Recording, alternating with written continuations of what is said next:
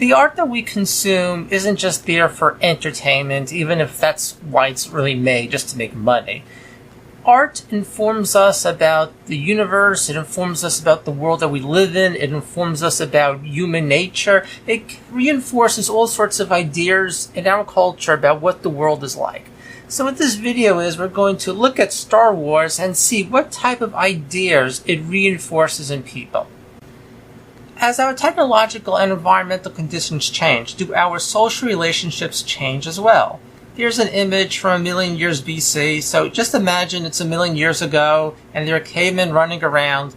Do their social relationships mirror those of the modern world, or are they radically different?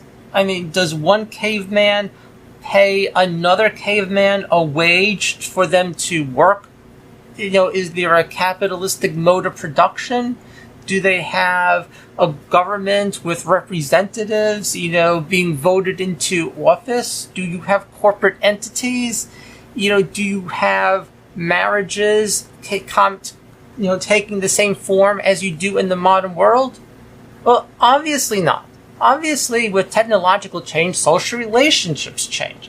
And we know that, once humanity was hunter-gatherers, then there was the agrarian revolution. Then we had the Industrial Revolution, and as we see big changes in technology, social relationships change. However, many people, pretty much dismiss that history. They dismiss the common sense. They really believe that we live in a world of eternal, unchanging social relationships. They don't believe history, has a direction. And this is going to be a big theme in Star Wars, that history does not have a direction. The other thing I want to consider is, how does art serve as a form of propaganda for the ruling class? And, with something like American Sniper, we know this crap is propaganda. But that's not the type of propaganda that I really care about.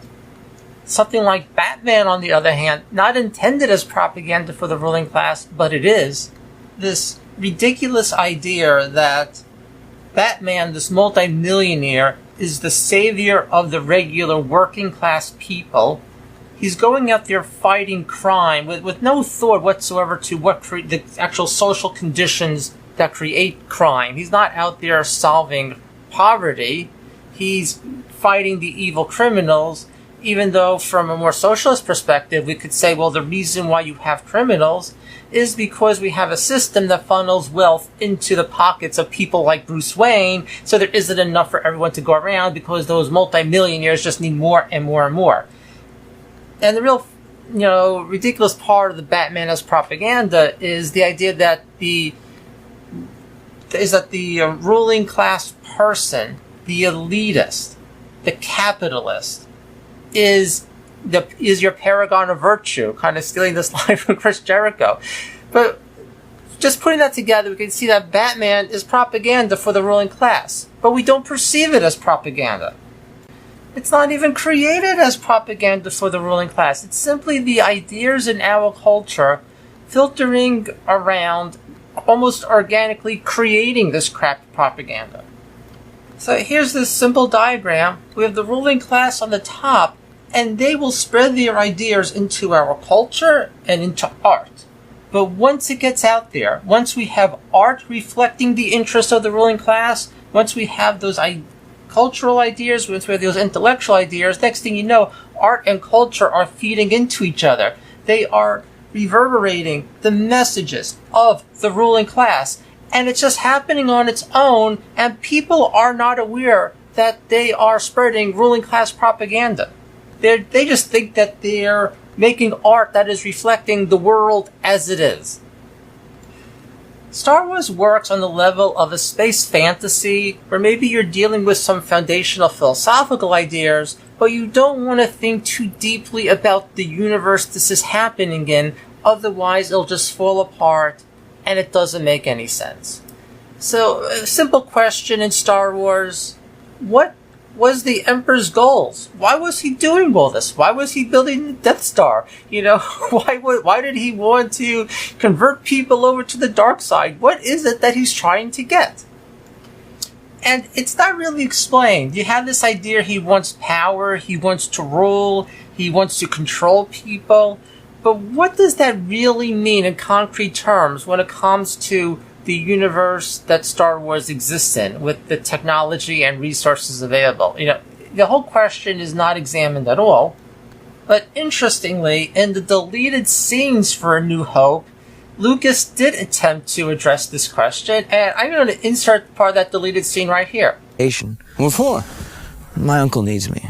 Oh. No, I'm serious. The Sand People have been getting really crazy. They've even raided the outskirts of Anchorhead. Come on, Luke. Your uncle could hold off a whole colony of Sand People with one blaster. I know. But we've got almost enough evaporators to make the place pay off. I have to stay one more season. I can't leave him now. What good's all your uncle's work if the Empire takes it over? You know they've already started to nationalize commerce in the Central Systems? It won't be long before your uncle's just a tenant, slaving for the greater glory of the Empire. No, that's not going to happen here. You said yourself the Empire won't even mess with this old rock. Things can change. Clearly the movie is much better without that scene, and what we can see is that Star Wars doesn't work on the level of what the Empire really works. It doesn't work on the level of the nitty-gritty of the economics and the politics. It works on the level of character and story and generalities of good versus evil. But once we get into the actual detail, then it starts to fall apart. Now, I'm okay with Star Wars, as a space fantasy, but it really needs to be careful to stay on that level. Otherwise, it just becomes nonsense.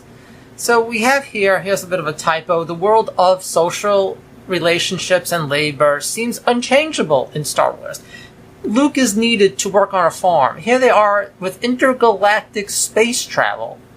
Yet Luke is there on this stinky farm.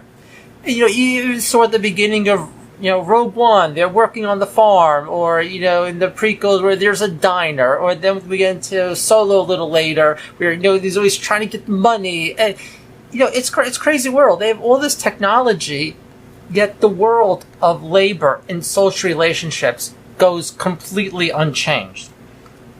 How this is important is because today, in 2018, we are in the middle of this technological revolution, moving more and more towards mechanization and automation, making labor as it's known today obsolete. In fact, most jobs as they are today could just be eliminated with no repercussions tomorrow in terms of the actual physical world and what people need.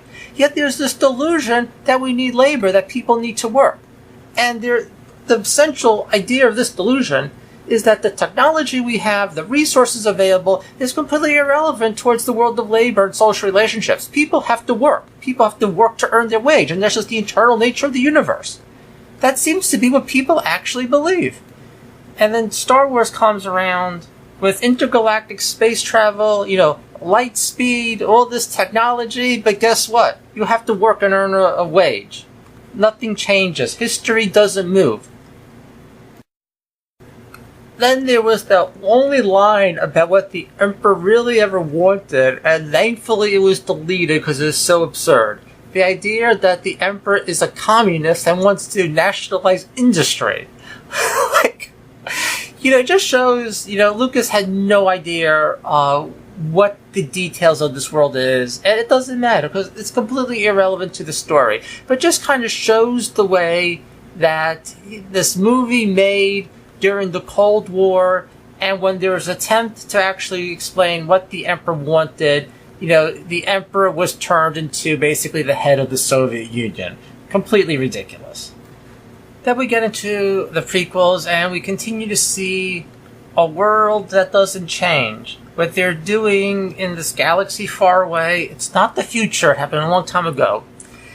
It just mirrors our own world, which at least on the level of Trade Federation, because they never got into any detail about exactly what was being traded.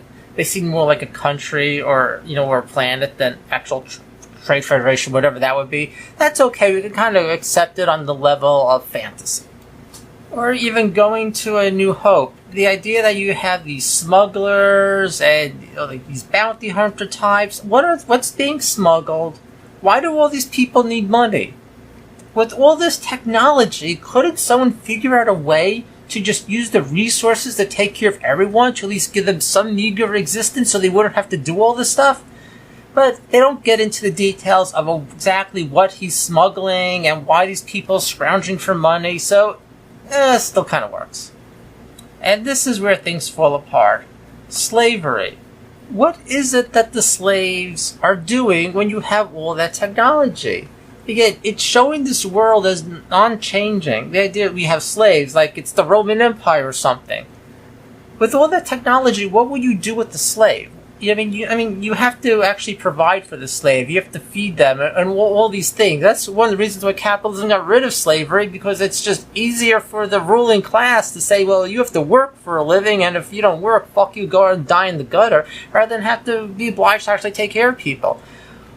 Why, if you have the technology, if you have the droids to do all the work for you, what are you doing with these slaves? So what we have is, again, Star Wars presenting to us a world where technology does not change social relationships. History doesn't move. It's just the same story being played over and over again. We cannot do any better than what we have today.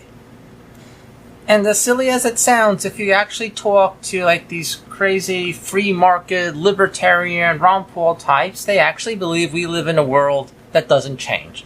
Because they throw out crazy analogies about people living on a desert island, and that's why we have to, have capitalism as it is today, and this is all basic foundational principles that will exist until the end of time. They really believe that social relationships do not change with regards to technology. But it's not a minor point. The fact that our technology is too advanced for our current social relationships and environmental degradation are the two things which are going to tear our current system apart, and people don't see it. Now, as absurd as Star Wars has been up to this time with regards to social relationships, nothing compares to the idiocy in The Last Jedi. I can't even consider this a Star Wars film. I hate it on so many levels. It's such fucking garbage. But what does Rian Johnson's nonsense tell us about the eternal state of the universe? Doesn't it seem absurd that with all this technology and power people have, they need to have a slave boy with the broom cleaning up after horses? I mean, isn't this fucking stupid? But he's informing us about the nature of the universe, the nature of social relationships, about the way people are, that slavery and poverty is just something that continues, and all we can do is eternally fight against it, and we can't do any better. I mean, that seems to be his argument, that if slavery is not there because of technology, it's just there because it's apparently human nature.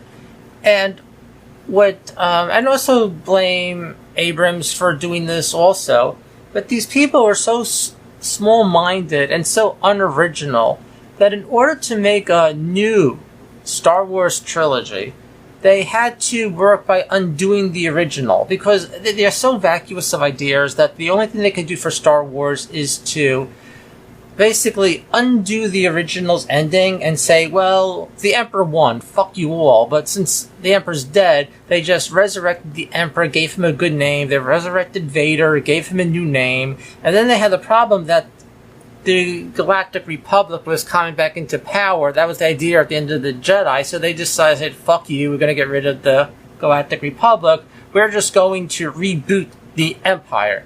Because that's all there can be, is the Empire. All there can be is tyranny and people struggling against it. I mean, it's basically informing us that the working class, those, not of the ruling class, all they can ever do is struggle against the tyranny. And, Luke Skywalker is no longer the hero that, defeated Vader and the Emperor. He's now just someone who gives hope to the new people who are going to fight for freedom. But, of course, they're never going to attain that because, fuck you, that's just the way the world is, and nothing can ever get better because history doesn't change. History is unmoving. Okay, so I guess that's about it. Star Wars isn't the most deep topic, at least with regards to this stuff. I could probably talk more about Batman or just Judge Judy. I might want to make more of these videos about how the crap stuff that the media feeds us, the entertainment reinforces the ideology of the ruling class. I hope this is interesting. If you came here for deep analysis of Star Wars, I hope you found this interesting, and maybe you watched it. Most people would probably be like, fuck you, and give a thumbs down after 10 seconds, because I'm not really talking that deeply about Star Wars. Like, I'm not really that into it. Okay, well, that's it. Bye.